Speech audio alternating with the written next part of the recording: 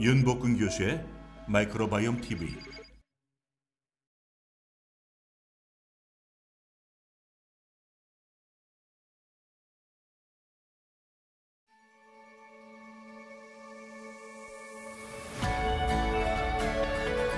심각한 이제 고도 비만은 이제 뭐 본인의 노력으로 해결할 수가 이제 없다.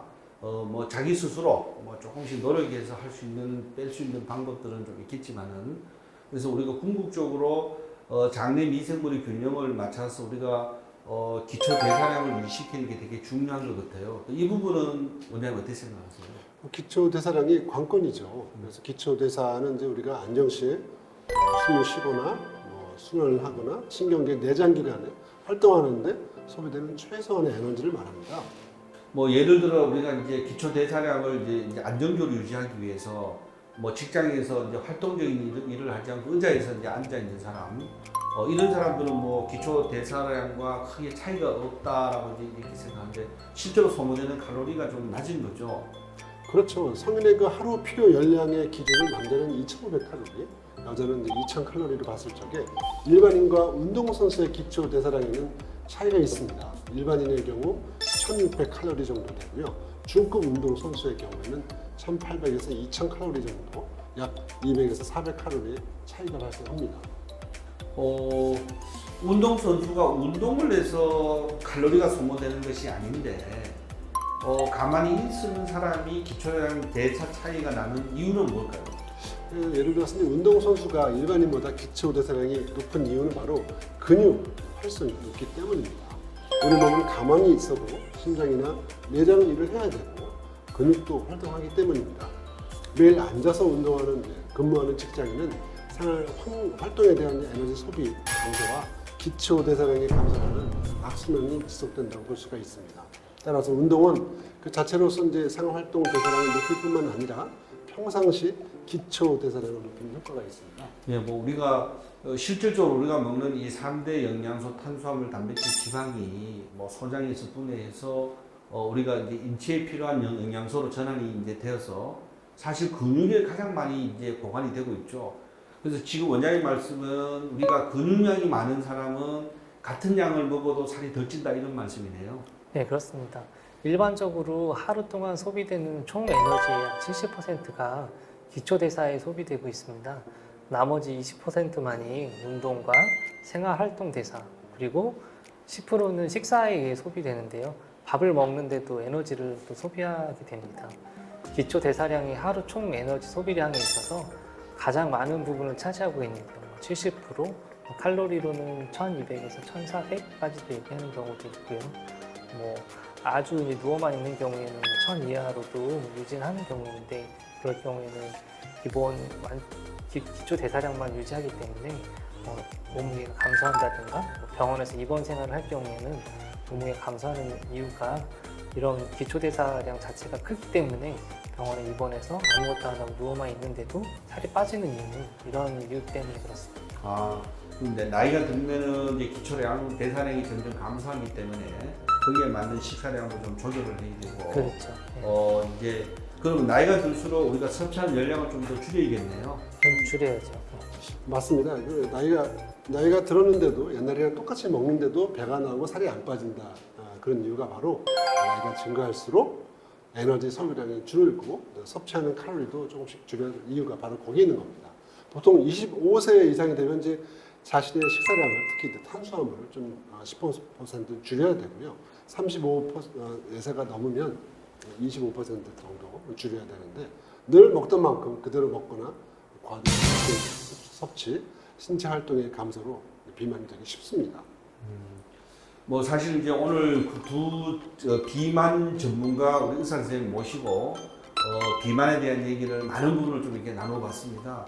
사실 오늘 이제 첫 시간들이기 때문에 일반적인 우리가 비만에 대한 얘기를 좀 나눈 거고요. 사실 맛있고 또 우리가 내가 좋아하는 기호식품이 지금 넘쳐나는 이 시대에 오히려 많이 먹어서 생기는 이게 질병이 이제 비만인데, 참 우리가 먹어서 너무 많이 먹어서 이제 비만이 생긴다는 부분이 좀 어떻게 보면 아이러니한데, 우리가 이제 이 100세 시대의 무병장수를 하기 위해서 많은 노력을 하고 있습니다. 지금 우리가 이제 오늘 이 방송을 이 시간을 우리가 마치기 전에 또 두 분을 또 모셔서 이제 제2의 비만에 대한 얘기를 좀 나누겠지만은 비만이나 다이어트에 대해서 두 분만이 갖고 있는 특별한 케이스 또는 특별한 치료법, 물론 이제 말씀 중에 가장 중요한 부분이 생활 습관과 음식 습관이고 장내 마이크로바이옴을 잘 유지해서 85대15로 균형을 유지하는 것이다. 그리고 어쨌든 지방량을 줄이는 것이다라고 이제 말씀하셨는데 두 분에 대해서 각자 뭐 케이스를 들려주셔도 좋고 어떻게 비만들을 좀 이렇게 이 방송을 보시는 분들이 내가 이 비만을 해결하기 위해서 어떤 노력을 해야 되고 어떻게 내가 생활 습관을 개선해 가야 될지 좋은 말씀들을 한 말씀씩 부탁드리겠습니다. 저는 이제 소화기내과고 내시경을 하고 처음에도 말씀드렸듯이 변비랑 복부 불편감 있는 환자들을 많이 보게 되는데요.